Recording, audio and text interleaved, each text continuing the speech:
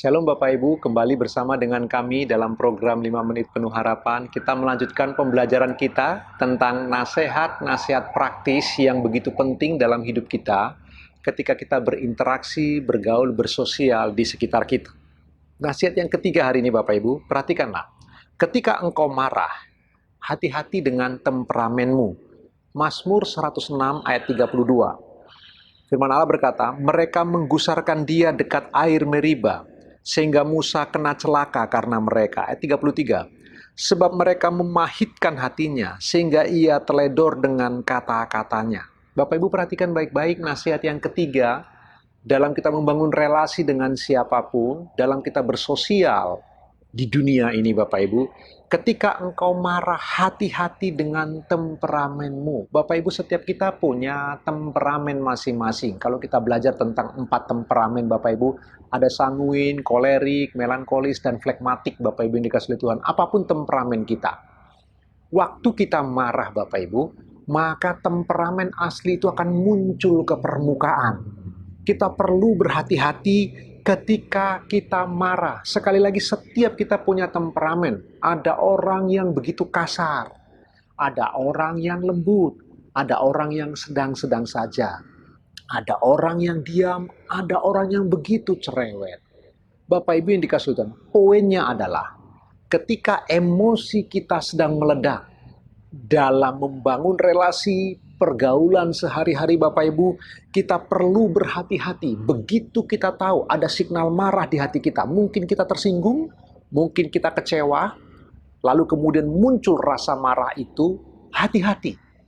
Kita perlu menjaga behavior kita, temperamen kita itu Bapak Ibu. Kita perlu berhati-hati. Perhatikan Musa, orang sekelas Musa yang ketemu dengan Tuhan muka dengan muka. Firman Allah berkata, tidak ada satu orang pun yang berhadapan muka dengan Allah ketika Allah berbicara. Musa orang yang punya pengalaman istimewa, menjamah 2 loh batu yang ditulis oleh tangan Allah sendiri. Orang sebesar itu Bapak Ibu, pemimpin 2 juta umat dari Mesir menuju tanah perjanjian. Pemimpin yang luar biasa, yang kematiannya Tuhan yang menguburkan langsung. Tuhan yang berkabung langsung Bapak Ibu yang dikasihi Tuhan. Orang yang sebesar itu saja bisa teledor dengan perkataannya ketika dia marah. Bapak Ibu, kita bisa bicara banyak tentang Musa ini Bapak Ibu. Tapi bagian ini pertama-tama kita perhatikan. Dia teledor dengan perkataannya. Sehingga karena perkataannya itu dia tidak pernah sampai ke tanah perjanjian. Tanah yang dia impi-impikan, yang dia rindukan Bapak Ibu. Apa pembelajaran untuk Bapak Ibu dan saya dalam pergaulan kita, dalam relasi kita dengan siapapun Bapak Ibu? Ingatlah, begitu kita ada rasa marah, kita perlu berhati-hati dengan temperamen kita.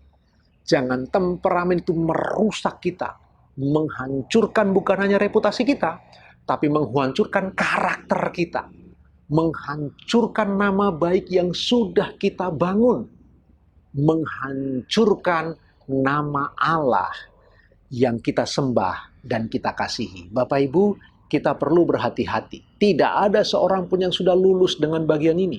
Jika orang sebesar Musa bisa gagal, apalagi Bapak Ibu dan saya, siapakah kita? Sampai kita berpikir bahwa kita bisa berhasil. Karena itu kita perlu berjuang.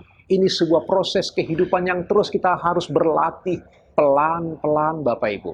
Ingat baik-baik, kita harus punya signal. Begitu marah menguasai emosi kita, kita harus mulai berjaga-jaga. Orang biasa menyebut dengan self-control. Kita harus mulai menguasai diri, hati-hati dengan amarah kita Bapak Ibu. Karena itu bisa merusak relasi-relasi kita, merusak persahabatan dan persaudaraan kita dengan sesama.